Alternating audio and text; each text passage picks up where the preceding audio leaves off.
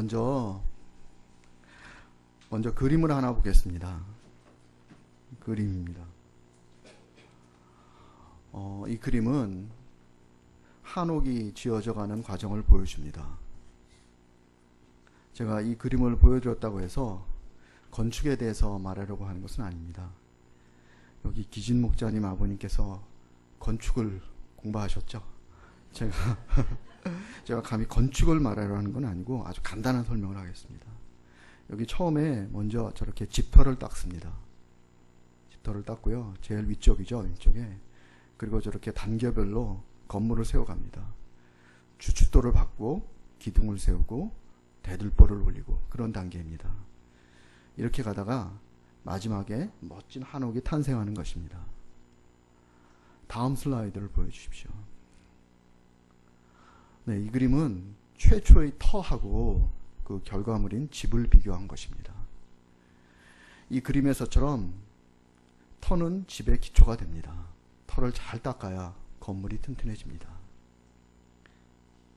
그러나 터는 건축의 목적이 아닙니다. 정말로 중요한 것은 집입니다. 우리는 터가 아니라 집에 들어가 삽니다. 그래서 집을 지으면서 터는 사라집니다. 결국에 그것은 땅 밑으로 들어가서 보이지 않게 됩니다. 저 터가 건물 밑에 들어가서 보이지 않죠? 보통은 땅 밑에 묻어버리죠. 그런데 이 그림에서 보시는 것처럼 유대교와 기독교 또는 구약과 신약이 바로 이 터와 건물과의 관계에 놓여 있습니다. 터가 건물의 기초가 되듯이 유대교는 기독교의 기반을 제공합니다. 신약의 진리와 계시는 구약의 예언과 언약을 터로 삼고 있습니다.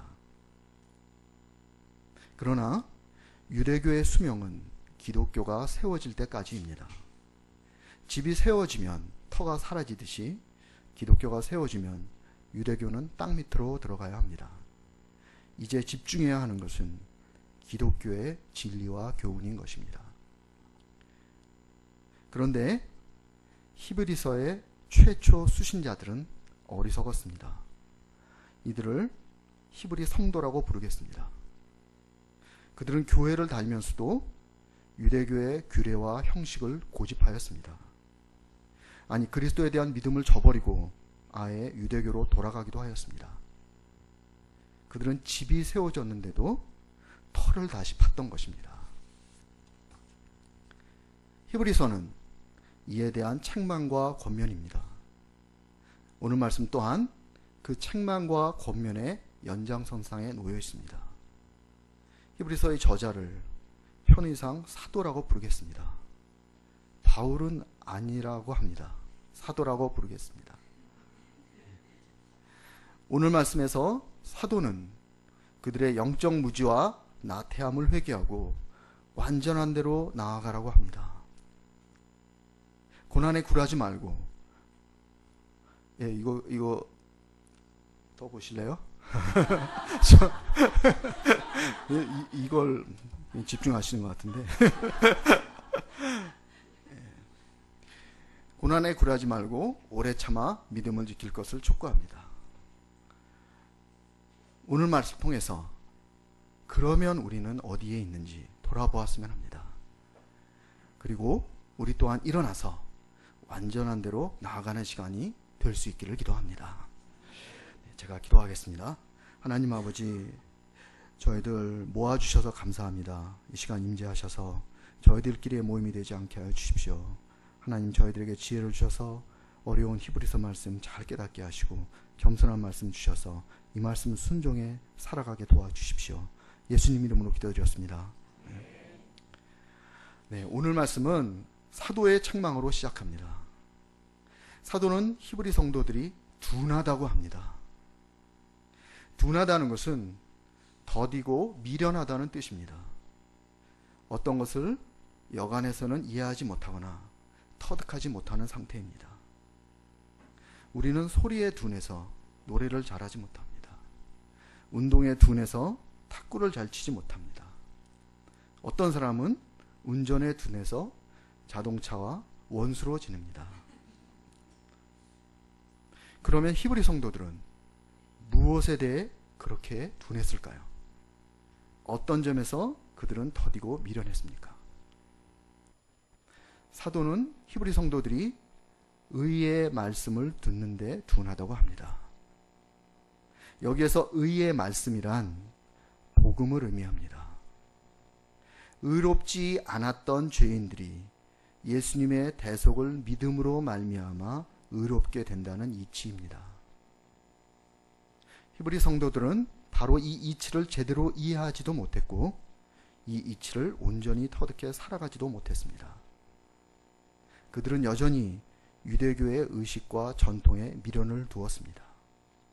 십자가에 달리신 예수님과 그 예수님을 예표하는 초등학문을 동시에 따르고 있었던 것입니다. 한 발은 기독교 신앙에, 다른 한 발은 유대교의 교리에 담그고 있었던 것입니다. 그런데 어이없게도 이 히브리 성도들은 초신자가 아니었습니다. 교회 다닌 지 오래된 사람들이었습니다. 한 주석에 의하면 그들의 신앙 경력은 30년이나 되었다고 합니다. 더구나 그들에게는 목자도 있었습니다. 사도가 그들을 위해 오래 수고하였습니다. 이를 생각할 때 그들은 선생이 되어 있어야 했습니다. 의의 말씀을 경험한 것은 경한 일이요, 그 말씀을 가르치고 본을 보여야 했습니다. 그런데 슬프게도 그들의 현재 수준은 젖먹이에 불과했습니다. 젖먹이가 젖을 먹듯이 그들은 하나님 말씀의 초보를 다시 배워야 할 처지였습니다. 그런데 그들이 처음부터 이렇게 둔했던 것은 아니었습니다. 한때 그들은 주의 일에 민첩하고 영적으로 부지런했습니다. 그러나 고난이 다가오자 그들의 영성이 무디어졌던 것입니다. 내적으로 그들은 유대교의 공격을 받았습니다. 외적으로는 로마의 탄압을 받았습니다.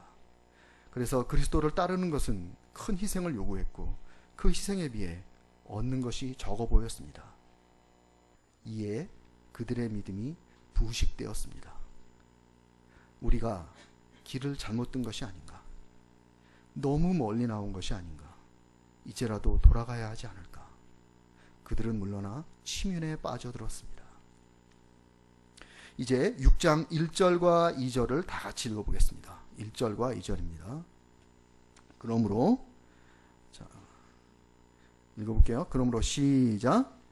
우리가 그리스도의 도의 초보를 버리고 죽은 행실을 회개함과 하나님에 대한 신앙과 세례들과 안수와 죽은 자의 부활과 영원한 심판에 대한 교훈의 털을 다시 닦지 말고 완전한 대로 나아갈지니라. 이제 사도는 히브리 성도들에게 촉구합니다. 그리스도의 도의 초보를 버리고 완전한 대로 나아갈지니라. 그리스도의 도의 초보를 버리고 완전한 대로 나아갈지니라. 그리스도의 도의 초보를 버리라. 이것은 유대교의 그늘에서 벗어나라는 것입니다. 그리스도를 암시했던 초보적인 체계를 답습하지 말라는 것입니다. 이제 집이 세워졌으니 터는 묻으라는 것입니다. 완전한 대로 나아가라. 이는 예수님께 집중하라는 것입니다. 예수님 안에 담긴 하나님의 뜻을 포착하고 따르라는 것입니다. 그것은 첫째, 예수님을 구세주로 믿는 것이고, 둘째, 예수님을 본받아 사는 것입니다. 구원은 유대인들이 생각하듯 짐승을 죽여 제물로 드리는 데 있지 않습니다. 구원을 받기 위해 할 일은 오직 예수님께서 나 대신 죽으셨다는 것, 그것을 마음으로 믿고 입으로 시인하는 것입니다. 하나님을 믿는 것은 몇 가지 종교적 강령을 실천하는 데 있지 않습니다. 예수님은 죽기까지 순종하셨습니다. 사람을 사랑하시되 목숨을 내어주기까지 사랑하셨습니다. 하나님을 믿는 것은 바로 이 예수님처럼 죽기까지 하나님께 순종하고 죽기까지 이웃을 사랑하는 것입니다. 히브리 성도들은 바로 이 계시에서 멀어졌습니다. 이에 사도는 예수님을 향해 나아가라고 하였습니다. 오직 예수님을 알고 예수님을 살아내는데 집중하라고 하였습니다. 완전한 대로 나아가라. 그러면 이 말씀은 우리에게는 어떤 의미입니까? 여기 있는 우리는 어떻게 완전한 대로 나아갈 수 있습니까? 우리는 세상을 떠나 예수님께로 왔습니다. 그러나 우리 안에는 여전히 세상의 가르침이 남아 있습니다. 그 가르침이 무엇입니까? 자기가 높아져야 한다는 것입니다. 그리고 이 땅의 것들로 자기 삶을 보장하라는 것입니다. 그래서 섬기러 오신 예수님을 배우면서도 우리는 잔치의 상석에 오르기를 경쟁합니다. 천국을 전하신 예수님을 따르면서도 우리는 이 땅의 번영과 자랑에 연연합니다. 히브리 성도들이 유대교와 기독교의 양다리를 걸치고 있었듯이 우리는 세상과 예수님 사이에, 예수님과 세상 사이에 이처럼 양다리를 걸치고 있는 것입니다. 옛날에 이스라엘 사람들이 이집트를 탈출했습니다. 그들은 젖과 꿀이 흐르는 땅으로 가고 있었습니다. 그러나 고난이 다가오자 그들은 이집트의 고기와 부추를 그리워하였습니다. 이 어리석은 노예 백성과 세상에 미련드는 크리스천이 무엇이 다르겠습니까? 그러므로 하나님께서 오늘 우리에게 말씀하십니다. 완전한 대로 나아가라. 두 마음을 품지 말라. 오직 예수를 표대 삼아 달려가라. 우리가 이 말씀에 순종해 오직 하나님만 기쁘시게 하는 자 되기를 기도합니다. 우리가 하늘에 속한 사람처럼 이제는 위의 것만 찾을 수 있기를 간절히 기도합니다. 완전한 대로 나아가라. 이 말씀은 또한 우리에게 어떤 의미입니까? 이 말씀은 또한 우리에게 영적인 성장을 촉구합니다. 믿음의 진보를 이루라고 요구합니다. 히브리 성도들은 30년을 예수 믿어왔습니다. 그러나 여전히 젖먹이 상태에 있었습니다. 여전히 의의 복음을 경험하지 못하였습니다. 그러면 우리는 어떻습니까? 우리는 나날이 변화되고 있습니까? 계속해서 성장하고 있습니까? 이 시간 저를 포함해서 우리에게 자문합니다. 처음에 우리는 성경이 낯설었습니다. 기억하실 것입니다. 무슨 말인지 알 수가 없었습니다. 그런데 지금은 말씀이 깊이 이해가 되십니까? 아니, 적어도 이제는 말씀이 궁금하십니까? 그래서 혼자서라도 힘써 파보고 계십니까? 저를 포함해서 우리에게 다시 자문합니다. 우리는 성경 선생으로 자처합니다. 실제로 오랫동안 성경을 가르쳐 왔습니다. 그런데 우리가 처음 가르쳤던 말씀과 지금 가르치는 말씀이 그 깊이와 선명함에 있어서 차이가 있습니까? 우리가 전하는 메시지가, 우리가 가르치는 말씀이 나날이 완전한 대로 나아가고 있는지 저는 확신이 서지 않습니다. 말씀은 무한한데 우리는 늘 거기서 거기를 왔다 갔다 하는 것은 아닌지 두려울 때도 있습니다. 우리는 오랜 시간 예수님을 배웠습니다. 그러면 그만큼 우리의 마음이 넓어졌습니까? 돌아보아 예수님 때문에 더 많은 사람을 더 깊이 사랑하게 되었는지 저는 저에 대해 알 수가 없습니다. 처음 교회에 나왔을 때 우리는 손님이었습니다. 받기만 하면 되었습니다. 그러면 지금은 어떠십니까? 이 교회가 당신의 교회가 되었습니까? 그래서 이 교회를 받들고 섬기는 대로 나아오셨습니까? 아니, 오히려 내내 받기만 하다 보니 거꾸로 퇴보해서 나는 받아 마땅한 사람이다 착각하고 있지 않습니까? 이 시간 저를 포함해서 우리 자신에게 다시 물어봅니다. 처음 교회에 나왔을 때 예수는 우리에게 영양제였습니다. 안 먹어도 죽지 않았습니다. 그러나 이제는 그 예수가 밥처럼 느껴지십니까? 안 먹으면 견딜 수 없는 끼니로 예수를 경험하신 적이 있으십니까? 처음에 예수는 귀걸이였습니다. 수틀리면 안 달아도 그만이었습니다. 그런데 그 예수가 이제는 옷처럼 느껴지십니까? 안 입으면 부끄러워 견딜 수 없는 그런 예수를 만나보셨습니까? 저는 정말로 궁금합니다. 히브리 성도들과는 달리 우리 안암 UBF가 의의 복음을 제대로 경험한 것일까요? 전에는 우리가 복음을 몰랐지만 지금은 잘 알고 있는 것입니까? 만약 아니라면, 만약 그동안 제자리를 맴돌고 있었다면 우리는 오늘 주시는 하나님의 말씀을 청종해야 합니다. 주 안에서 장성한 자가 되라. 초보를 버리고 완전한 대로 나아가라. 이 말씀 따라 저는 이 시간 기도합니다.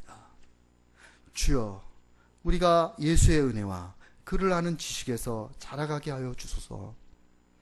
믿음의 분량 커져 우리가 마침내 선악을 분별하게 하여 주소서.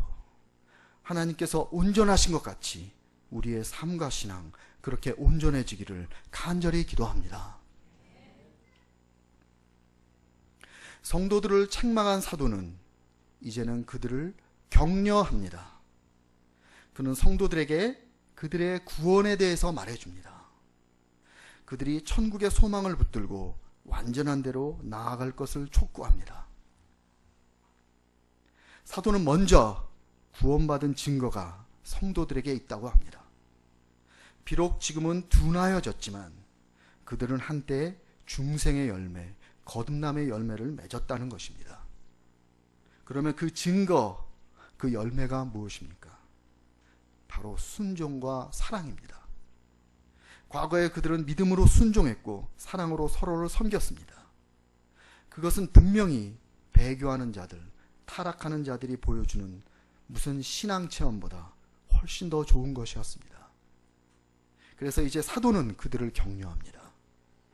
하나님은 불의하지 아니하사 너희 행위와 그의 이름을 위하여 나타낸 사랑으로 이미 성도를 섬긴 것과 이제도 섬기고 있는 것을 잊어버리지 아니하시느니라. 성도들은 시련을 당해 믿음을 잃었습니다. 하나님은 멀리 계시는 것 같았습니다. 눈에 보이는 것들이, 손에 잡히는 것들이 하나님의 사랑과는 모순되어 보였습니다. 그러나 하나님은 불의하신 분이 아니십니다. 그들의 순종과 사랑을, 그들의 순종과 서로 사랑을 하나님은 결코 잊지 않으십니다. 그리고 그 수고한 대로 반드시 갚아주십니다. 이를 생각할 때 성도는 결코 낭망할 수 없습니다. 뒤로 물러갈 수 없습니다. 그들이 할 일은 다만 오래 참아 끝까지 믿음을 지키는 것입니다. 다시 일어나서 완전한 대로 나아가는 것입니다. 그래서 사도는 성도들에게 촉구합니다. 처음 열심을 끝까지 발휘하라. 처음 믿음과 사랑을 끝까지 고수하라. 사도는 이제 아브라함을 샘플로 제시합니다. 그는 오래 참아 믿음을 지킨 사람이었습니다. 사도는 히브리 성도들에게 이 아브라함을 본받으라고 합니다. 아브라함에게는 아들 이삭이 있었습니다. 수십 년을 기다려 얻은 보물 중의 보물이었습니다. 그런데 어느 날 하나님께서 이 아들 이삭을 제물로 바치라고 하십니다. 그런데 놀랍게도 아브라함은 하나님의 이 말씀에 순종합니다. 그는 정말로 이삭을 칼로 내려치려 합니다. 이때 하나님은 그에게서 믿음을 보십니다. 그리고 그에게 약속하셨습니다.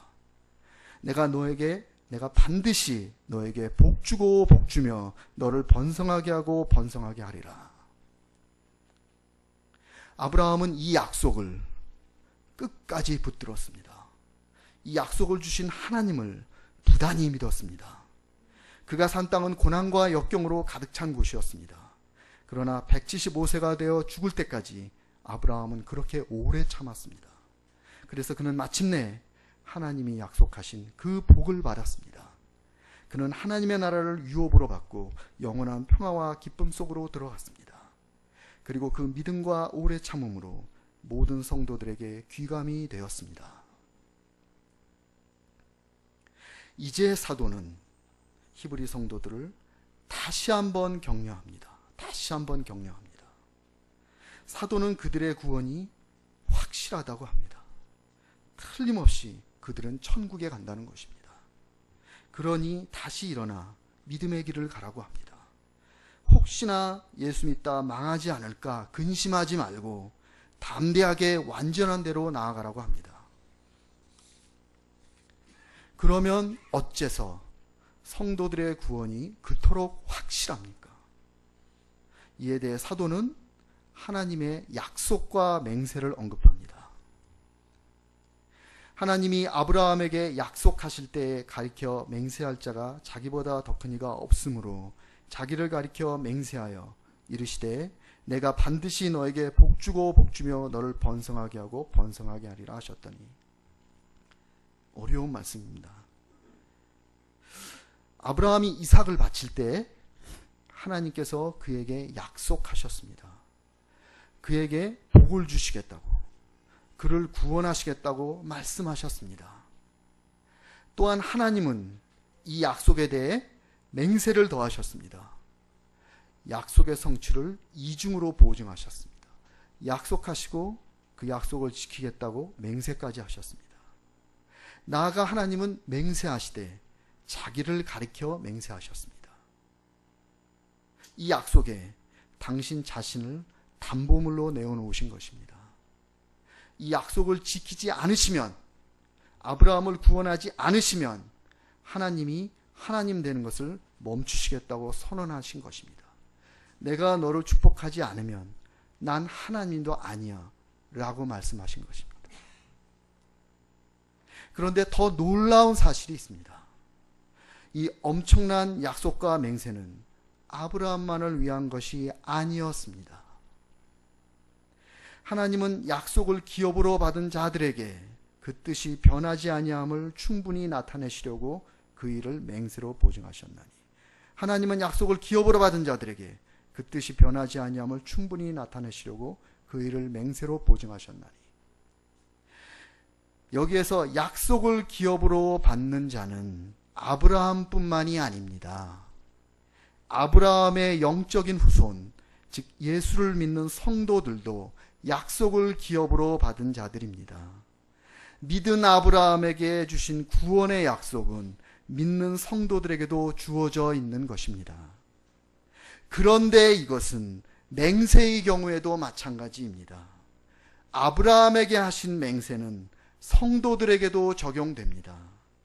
구원의 확실성에 대해서 아브라함에게 하셨듯이 예수 믿는 성도들에게도 하나님은 맹세로 보증해 주신 것입니다. 한마디로 아브라함의 하나님은 그의 후손인 성도들에게 구원을 약속하시고 그 약속에 대해 자기 존재를 걸고 맹세하신 것입니다. 이 하나님의 약속과 맹세는 성도에게 큰 위안이 됩니다. 그들에게는 천국이 보장되어 있습니다. 당장은 고난을 겪고 있지만 그들은 마침내 아브라함처럼 낙원의 평화와 기쁨을 영원히 누릴 것입니다.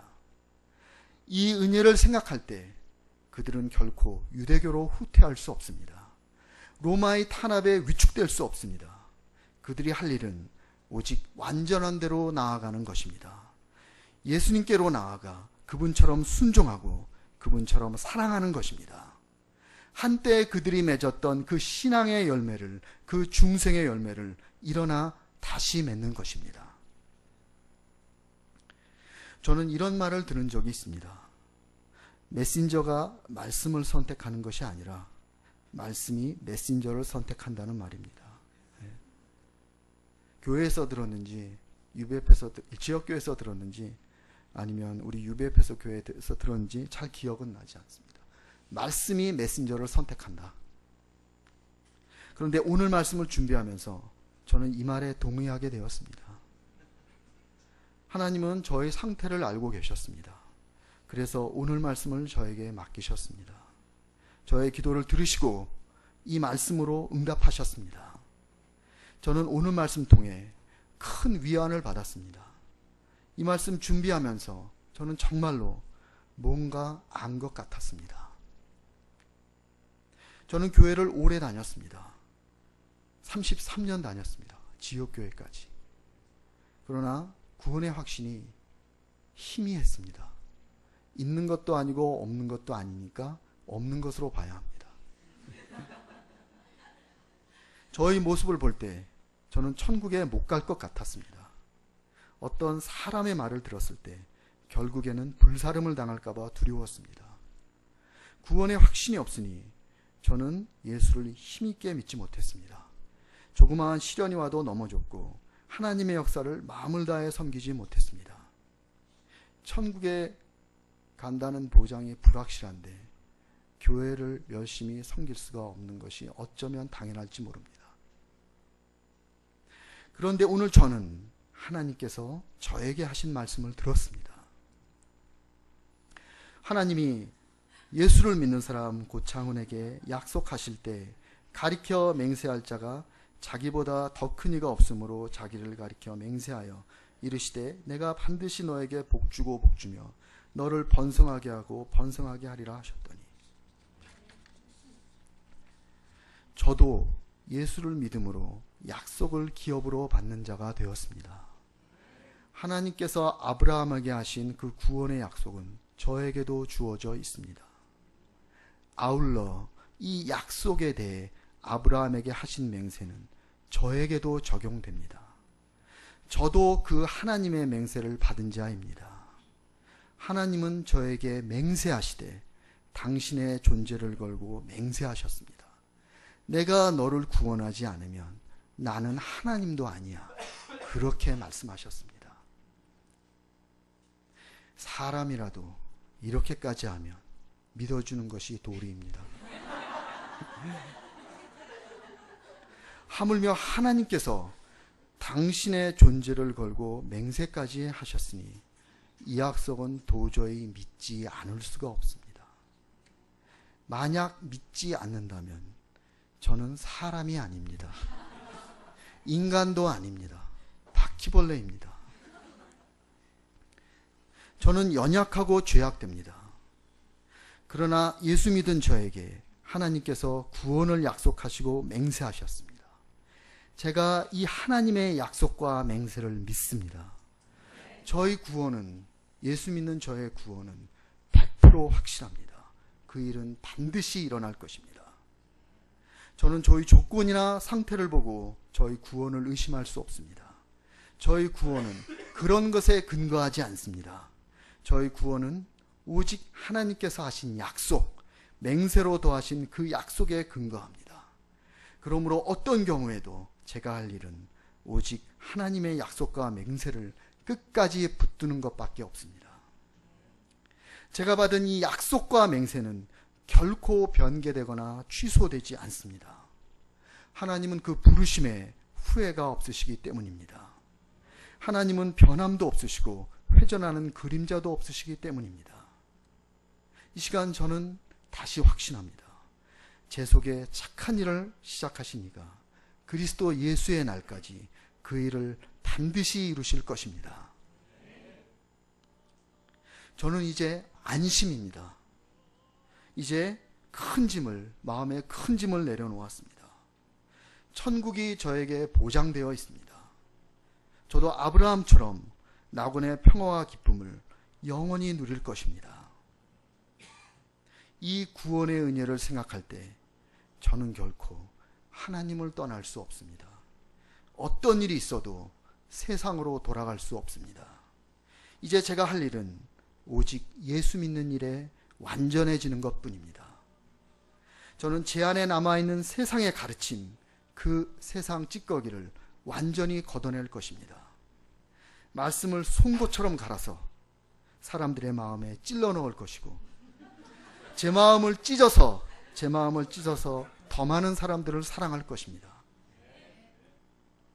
그리스도 예수의 날까지 아브라함처럼 그렇게 오래 참을 것입니다.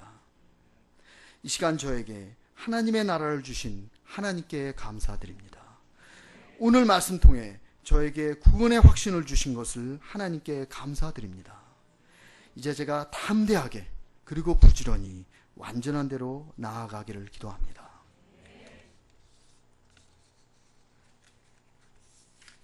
이제 요한계시록 말씀입니다. 계시록 말씀입니다. 좀 길지만 우리 제아 목자님께서 한번 읽어주시겠습니다. 또 내가 봄에. 네. 또 내가 봄에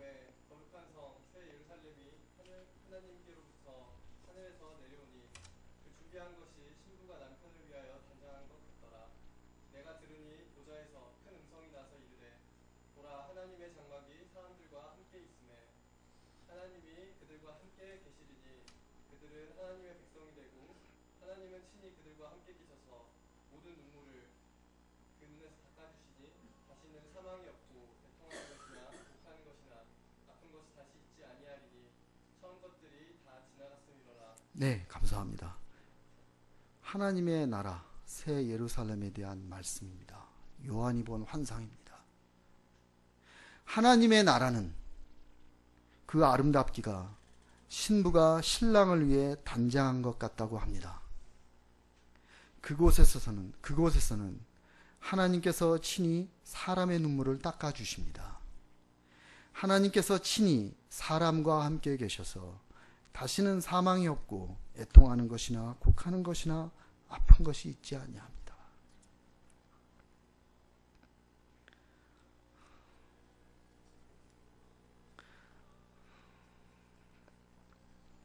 이 하나님의 나라가 우리의 소망입니다. 우리는 장차 이 나라에 들어가기를 갈망합니다. 그런데 이 소망은 이미 이루어진 것이나 다름없습니다. 하나님의 나라는 이미 우리에게 실상으로 실체로 다가와 있습니다. 이는 하나님께서 이 소망을 이루어 주시겠다고, 예수 믿는 우리를 받아주시겠다고 약속하시고 맹세하셨기 때문입니다. 그래서 사도는 우리의 소망이 닷과 같다고 하였습니다. 이 그림을 보십시오. 닷은 배를 고정시킵니다. 닷은 배를 고정시킵니다. 역으로 배는 닷에 묶여서 한 자리에 고정됩니다. 그러면 우리 소망의 닻은 어디에 내려져 있습니까? 바로 지성소, 즉 하나님이 계신 곳, 즉 하나님의 나라에 꽂혀 있습니다. 그러면 그 닻에 묶여 있는 우리는 지금 어디에 고정되어 있는 것입니까? 배가 닻에 묶여 한 자리에 고정됩니다. 우리 소망의 닻은 하나님 나라에 꽂혀 있습니다. 그럼 배인 우리는 어디에 고정되어 있는 것입니까? 우리는 바로 하나님의 나라에 고정되어 있는 것입니다. 천국을 소망하는 우리는 바로 지금, 바로 그 천국에 있는 것이나 다름없습니다. 우리가 묶여 있는 그 닻은 견고하고 튼튼합니다. 그래서 비바람이 불어도 폭풍우가 몰아쳐도 우리는 지성소에서, 하나님의 나라에서 결코 떠내려가지 않습니다. 우리의 구원은 그처럼 튼튼하고 견고한 것입니다.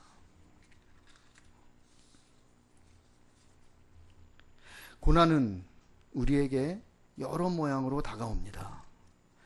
우리는 복음을 전하다가 모욕을 당합니다. 정의를 외치다가 탄압을 받기도 합니다. 꼭 그런 근사한 고난, 그런 영웅적인 고난이 아닐 수도 있습니다. 어떤 이에게는 한 번도 힘든 병이 자꾸만 재발을 합니다. 여생을 위해 모아놓은 재산이 순식간에 사라지기도 합니다. 애써 다 키워놓은 자식이 몹쓸 병에 걸리기도 합니다. 이유를 알 수 없는 두통으로 평생을 고생하는 사람도 있습니다. 수능이 얼마 남지 않았지만 우리나라의 입시제도는 공정한 게임이 아닙니다. 입시를 위해서 어릴 때부터 공부해 왔지만 막상 입시를 당하는 젊은 청년들은 그 입시로 인해서 환멸을 느끼고 실족하게 됩니다. 그것도 우리나라의 젊은 청년들이 당하는 심각한 고난입니다. 그러나 이 같은 고난에 밀려서 우리가 믿음에서 퇴보할 수 없습니다. 영성이 둔해져서 젖먹이로 전락할 수 없습니다. 하나님께서 우리를 알고 계시기 때문입니다. 하나님은 우리의 수고를 잊지 않으십니다. 우리가 히브리 성도들처럼 믿음으로 순종한 것, 서로를 섬기고 사랑한 것, 그 모든 것을 기억하고 반드시 갚아주십니다. 아무리 고통스러워도 우리는 고난의 노예가 될 수 없습니다. 물러나 치문에 빠질 수 없습니다. 우리에게 하나님의 약속과 맹세가 있기 때문입니다. 하나님의 나라가 우리의 것이기 때문입니다. 그 나라에서 하나님은 우리의 눈물을 친히 닦아주실 것입니다. 그곳에서 우리는 더 이상 슬프지도 않고 애통하지도 않고 병들어 아프지도 않을 것입니다. 그래서 이제 우리는 유대교의 공격이 두렵지 않습니다. 로마의 탄압도 겁나지 않습니다. 우리는 다만 완전한 대로 나아갈 뿐입니다. 이제 우리는 세상에서 발을 빼서 예수님께만 집중합니다. 고난을 통해 오히려 하나님을 아는 지식에서 자라갑니다. 주님이 다시 오실 때까지 믿음의 길, 경건의 길을 가는 일에 우리는 오래 참을 것입니다. 그래서 저는 이 시간 다시 하나님께 기도합니다. 주여, 우리가 완전한 대로 나아가게 도와주소서. 우리 앞에 당한 경주를 인내로써 달려가게 하여 주소서.